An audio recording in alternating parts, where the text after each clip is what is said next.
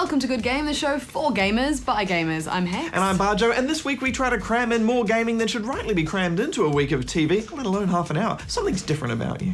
Absolutely, and keeping with Capcom's tradition of bringing out a new version of an existing game, we tackle Super Street Fighter 4 to find out if the new characters and the new modes make for a better game. And Alan Wake, can gaming deliver an experience to rival the likes of film and television with this psychological thriller? It's your shirt! Plus, burglars are making fat loots out of your gaming gear, so we teach you how to best protect it. But first, can you guess the game for this week?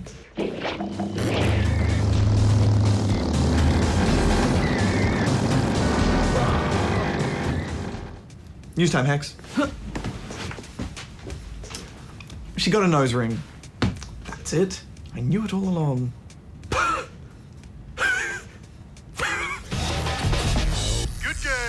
The Standing Committee of Attorneys General met in Melbourne on May 7, and a review of the recent R18 discussion paper was on their agenda.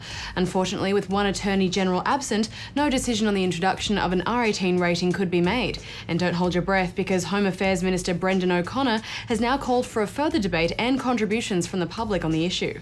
This comes after almost 60,000 submissions were processed by the government, and of that number, 98.2% spoke out in favour of introducing an adult rating.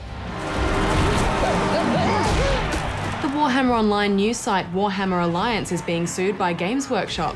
Operating as an unofficial fan and news portal since 2005, Warhammer Alliance had previously cooperated with Games Workshop to promote its products, but has now been accused of trademark infringement, cybersquatting, dilution, and unfair competition. Warhammer Alliance founder Shelby Cardozo has referred to the lawsuit as greenskin dung. When Microsoft decided to shut down the Xbox One Live service, they didn't bargain on some gamers squatting on their connections. A group of dedicated Halo 2 players left their multiplayer connections active, keeping themselves in the game for almost an entire month after the service officially closed. Last week, the final Spartan was left standing. A gamer named Apache Enforcer remained as the last player still connected to the Halo 2 server. Good work, soldier. And it's Victor Martinez at the plate. Wade McGilvery's skill at a baseball video game has made him an instant millionaire. The 24-year-old Alabama man took part in a contest run by 2K Games in the US, daring gamers to play a perfect game of Major League Baseball 2K10. In baseball, a perfect game is one in which your pitching is so ruthless that no one from the other team makes it to the first base. The competition ran for 2 months, but Mr. McGilvery submitted his entry on the very first day. It took him barely an hour to play his perfect game. Wade said the impact of winning $1.1 million is still sinking in for him. That goes double for the rest of us. Good game. Streeties is back, and this time it's super. Good Game loves Street Fighter 4 when it came out last year, and true to series tradition, the Super Edition comes with more backgrounds, more moves, more characters, and just generally more stuffs. When it was first announced, Super Street Fighter 4 was greeted with a bit of speculation as to why Capcom didn't just release all these extras as downloadable content for the original game.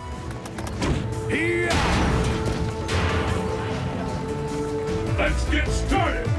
Fight! But once you start playing, it becomes pretty obvious that it needed to be an entirely new game in itself, because while there are a lot of similarities, there are also a lot of differences. First up, the obvious differences, the character lineup. Pretty much every Street Fighter fan, every era of Street Fighter fan has been given something to be happy about. DJ and T-Hawk make an appearance from Super Street Fighter 2 Turbo, Adon from the Street Fighter Alpha series, as well as Final Fighters Cody and Guy.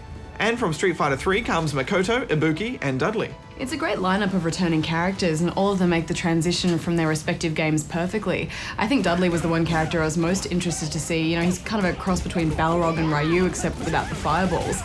Plus, any man who can drink tea from fine china while wearing boxing gloves wins respect from me.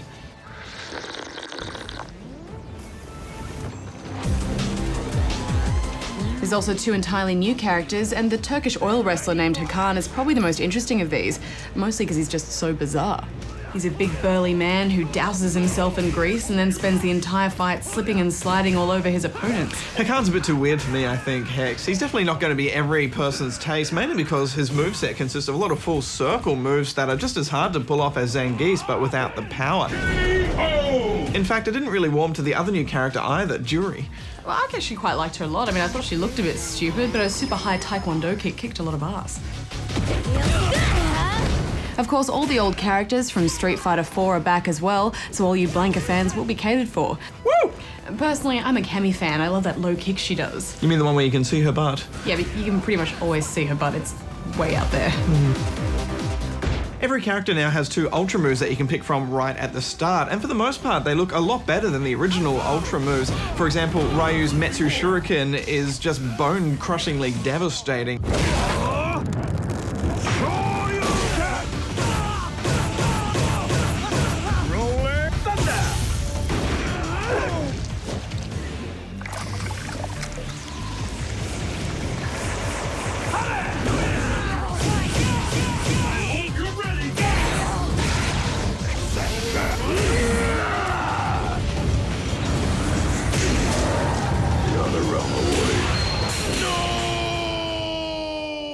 Another thing I really got into were the bonus stages, which we haven't seen since Street Fighter 2. Yeah, the car crushing and barrel bashing are a good trip down memory lane, and although they're fun, I was a bit disappointed they didn't try something new. Yeah, they weren't much different, but in terms of other disappointments, you really can't say too much, except maybe that some of the original Street Fighter 4 characters, the tweaks done on them were a bit heavy-handed, and you really feel that if they're your favourite character. Perfect! Sagat, for example, isn't quite as dominating as he once was, and Ken has been nerfed slightly, particularly his target combo, which has been made harder to perform. Maybe we'll start to see people using characters other than Sagat and Ken in online matches, Barjo. Yeah, nah, I doubt it. They're still 2 of the toughest and most versatile fighters in the game, and I'd have to say, at least when I went online, every second match was either a Ken or a Sagat player. While we're on the topic of online multiplayer, it's probably one of the best things Capcom has done for Street Fighter 4. With last year's Streeties, we're always forced into laggy matches against foreigners, and while I have nothing against our international friends, lag is something I simply will not abide. Yes, now it won't match you up with an international guest unless you specifically tell it to, otherwise it's going to filter by region, which is going to end so many online headaches. Not only is it easier to get a good match in Street Fighter 4, but there's also more ways to play. The new Endless mode tries to recreate the atmosphere of an actual arcade by letting you line up behind other players and watch their matches before you eventually get to face off against the winner. This is good because you can study other players' techniques, and it also means you're always going to be fighting against the best, and the only way to get better at Streeties is to be playing someone who's better than you. K.O. Or you can just join forces in Super Street Fighter 4's new Team Battle mode.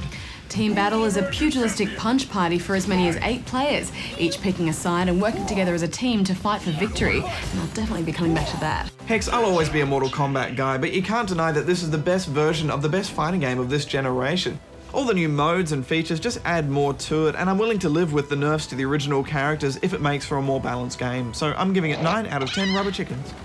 I agree, Barjo. It's a great game. There's actually not a lot to dislike about it. It's been refined so much since the last version that if I'm going to be playing a fighting game over the next 12 months, it's going to be this one. It's a 9 out of 10 from me as well. Good game.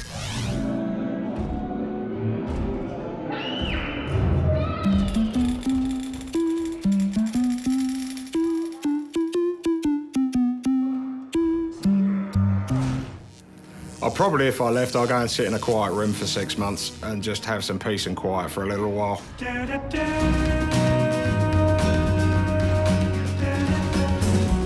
did try out for Manpower once.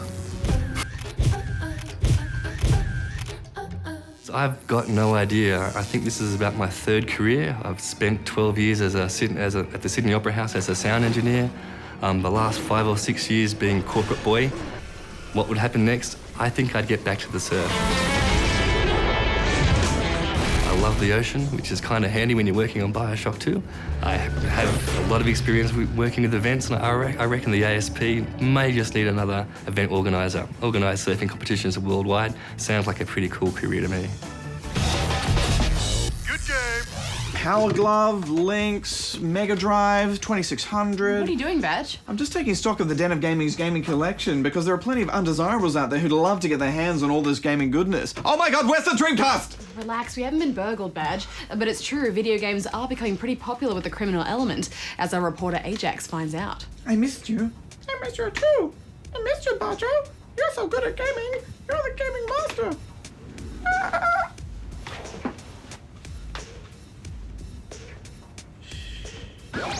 Video games are more popular than ever, and not just with law-abiding citizens. It might come as a shock, but your games can be an attractive target for thieves, something Patrick Colin found out the hard way. Originally, I was going overseas. It was about 11 days long to Europe, 4 stops in Sweden, 1 night in Japan, 1 night in Denmark, and 3 nights in the UK, plus flights either end. When that happens, I usually get somebody to mind my cat in my place. Pretty innocent stuff, right? This person was minding it, apparently left the front door unlocked. Somebody helped themselves to all my stuff.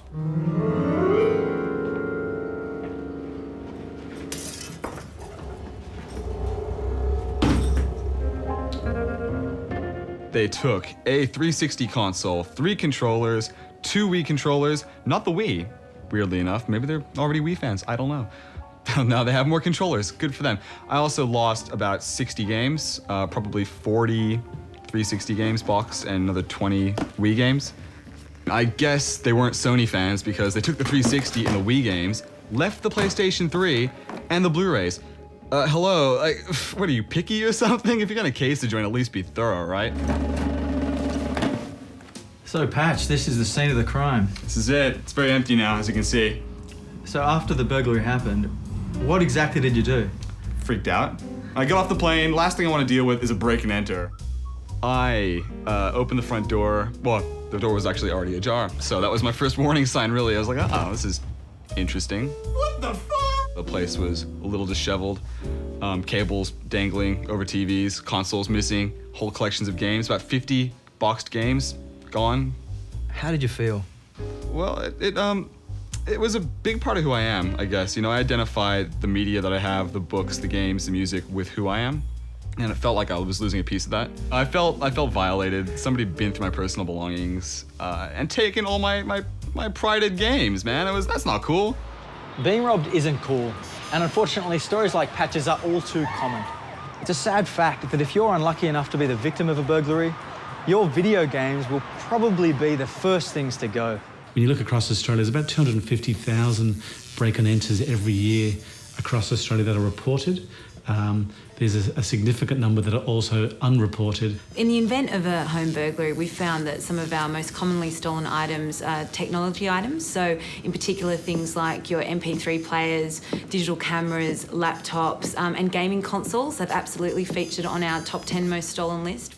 Back in 2008, they were actually at number 3, so they were right there at the top of the list. For thieves, when they take something from your home, they need to shift it. They're not collectors. They're there to actually make a quid. So what they're trying to do is offload the things that they steal as quickly as possible and as easily as possible without having to go through any major hurdles. It doesn't surprise me that games are one of the most targeted items to be stolen because people don't ask that many questions, I would imagine, if you're gonna just hand over a chunk of games for some cash. It's not like jewelry, it's not like a car where there's a little bit of background. These are commodities, they're disposable in some ways. They're like DVDs, like CDs. They're not high enough value, I'd say, to raise flags. So it doesn't really surprise me.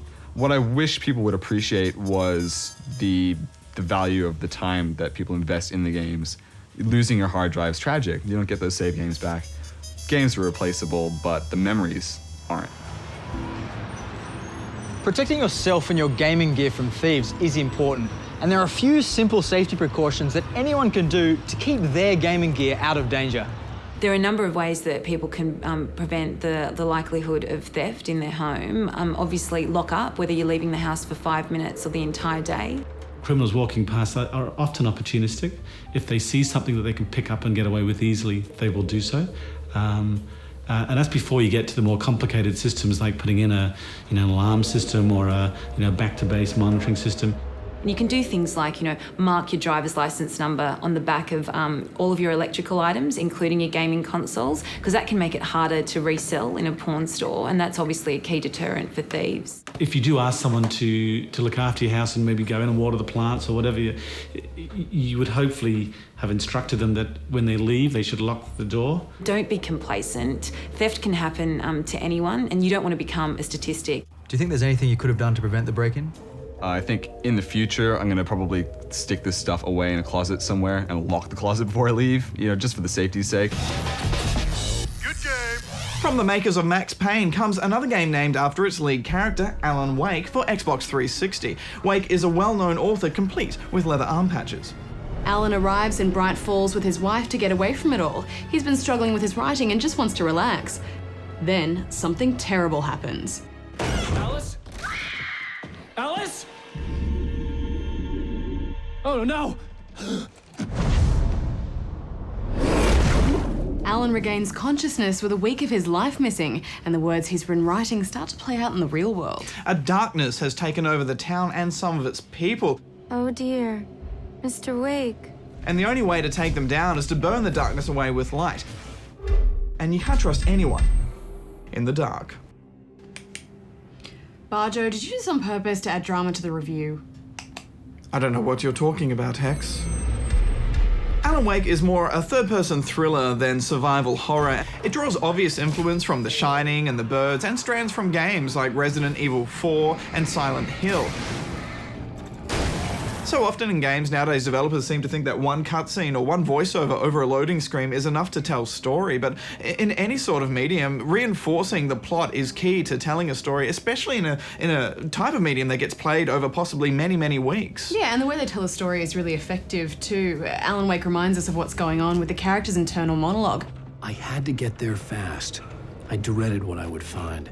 And a series of tiny cutscenes. There are also creepy TV shows, some starring Wake himself. She's lost. I don't believe this. Other characters that talk about what's going on in a Half-Life way. Well, I'll show you her trailer. And now and then in a Resident Evil 1 way. What is this? I guess I have a small confession to make. I thought maybe you could write here that a change of scenery would get you past... Damn it, Alice, everyone keeps... Hey! There's also radio news and missing pages of Alan's manuscript lying about the place. The loose sheets of paper were pages from a manuscript entitled Departure. That was the name I planned to use for the next novel I had never gotten started. I was named the author.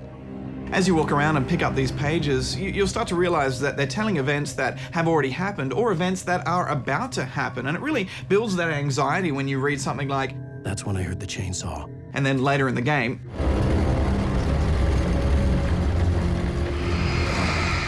There's also Wake's narration as well, and Hex, what did you think of the episodic TV structure?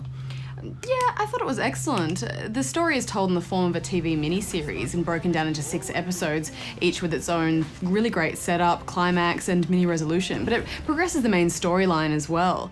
They even had a previously on. Yeah, it's kind of like what Alone in the Dark did, only 10 times better. Also, it gives you a natural point to put the game down and then have a break, and when you come back to it, you get a whole catch-up on what's been going on. Previously on Alan Wake, I came to Bright Falls with my wife, Alice. Thank you for coming here with me. Yeah, the superb level design shows that there's a lot of experience behind this game. The way they play with motion and light is just beautiful. I close my eyes, then I just go away into the magic night. Levels guide you in the right direction with a strong glowing light bulb in the distance or an objective that you can see anytime you look up. It'll also help you through those confusing bits with shiny bits of manuscript on the ground and areas where an enemy bursts through to show you your next path. There are just so many ways this game pushes you along. Yeah, there was only 1 or 2 times where I felt that I was in a puzzle just for the sake of it, just to be a puzzle. But there was the odd gate that would have been much easier to jump over rather than go through a barn and get a key only to let the guy out to help you push through the gate later. There are scary face dudes around, just jump the fence. We're gonna have to work together to open this gate, Al. But I'm nitpicking here. Oh, but it's fun to nitpick. Yes, it is. Well, let's keep doing it. Okay then. Now, demonic furniture isn't that fun to fight, is it? Or their biggest, scarier cousins are, like whole trucks. Although I really did like those blatant game moments where Alan would agree that a certain platforming area didn't make much sense. Yeah, it was a little wink to the gamer. The pacing is really good in this game as well. You'll have these quiet times where it's a big build-up and you're just walking around through town talking to people, and then it will start to get dark and all hell will break loose. You won't have any weapons for a while, and then you'll slowly build up your arsenal as things get tougher. But it's all balanced with how well you're doing, similar to a dynamic difficulty system that we saw in Left 4 Dead. We spoke with the managing director of Remedy Entertainment, who was in town recently, about how they've constructed this interactive thriller.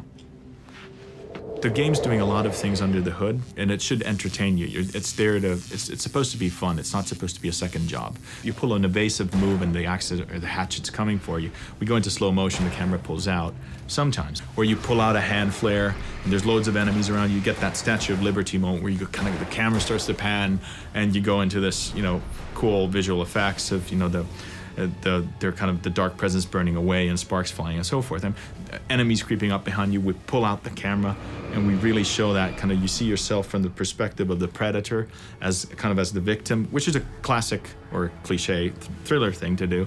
I need 2 Premium cabins for rent in Oh, hell. One of the things we decided kind of very early on in the project of building Alan Wake, we looked at thrillers for inspiration, reaching from Alfred Hitchcock to some of the work like The Shining or Lost for the pacing and the stylization of a modern TV series, and building on that. It's really not about buckets and buckets of blood and gore and bigger monsters and kind of things coming at you. We wanted to be something kind of more grounded in reality, but still slightly tilted off. Welcome to the Oh Dear Diner. Hi, I was wondering if you could help me. I'm looking for... Mr. Wake. Alan Wake. Oh, God! I am your biggest fan. The structure of a film or a movie, when you start pulling it over a much longer experience, such as a game, it kind of feels diluted. Whereas if you have the pacing of a TV series, you can do the kind of build up and the foreshadowing and interact with some of the characters and build more of the environment and the setting. And then you can get into the full-on action and more often than not, end on a cliffhanger. And that's something that I think lends itself really well to games. The rest of that interview is up on the site. Barjo, at first I thought that having to burn every enemy before shooting them would get kind of tedious, but it's actually not that bad. Your torch is effectively your red dot, and as you burn light off an enemy, the darkness will scream to a high pitch to let you know how much more you've got to go as you switch targets to keep enemies from getting too close. Yeah, there's also a visual reticule that slowly gets smaller, and there's just lots of subtle ways that the game helps you through the combat. Essentially, this is a whole game of tickle boom, and it's really exhilarating when you pull out a flashbang or a flare to get some breathing room, and the dodge just looks excellent as well. But truly, there was only 1 or 2 moments where I felt overwhelmed and really stressed out. I never really got 100% used to the camera control, I craved that double zoom. But I love the locations and the story, and each episode is a piece of a jigsaw puzzle, and the fun is watching it play out. But this is a damn scary game, and the payoff is definitely there at the end, even if Alan Wake as a character is a bit dicky. I'm a writer, goddammit. Correct. If I just wanted to, I could write 10 books a year. I loved it. I'm giving it 9. Yeah, he's pretty unlikable. It's good his agent is there to provide some comic relief. Right now, I'm just standing here because I need my best friend Barry to carry me. But that's okay. I can just take him for granted. I think I see what you did there. Yeah, it was pretty good. You want me to do my imitation of Barry Wheeler? No? Thought so. Hex, I think my favourite parts of the game were the out-of-combat stuff. Just walking around town and talking to the characters. They really felt like they knew you were there, they were aware of your presence, and it kind of felt like the setup to a good Twilight Zone episode.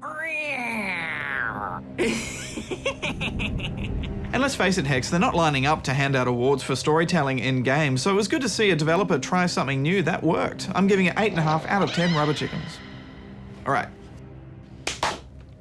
Clap on. Nice. Thanks very much. Good game. Just a reminder, the ABC is running an alternative reality game called Bluebird. So if you're into a bit of code cracking and de-scrambling, you can find out how to join in the game here. Players will need to start ranking in the top 60 if they want the full gaming experience, and it better be a good game viewer that wins. So, did you guess the game for this week? It was Death Rally on PC, the very first game from Alan Wake developer Remedy Entertainment. Top-down racing carnage. Sadly, that brings us to the end of another episode of the show for gamers by gamers. But we shall return with the latest Prince of Persia: The Forgotten Sands. And fed up with having your mates over only to get spanked at your own games? Ajax passes on his tactics for total lounge room domination. The lounge room has always been one of gaming's great battlegrounds, but victory has not always been easy to come by. That changes now if you follow my Guide to Lounge Room Domination. Plus, we hand down our verdict on the 5 most influential gaming controllers of all time. Drop by the forums here and leave your mark. And also, if you want more good game, you can catch All Ages Spawn Point over on ABC3 on the weekend. Till next time, gamers, may all your games be good ones. Hex out. Barjo out.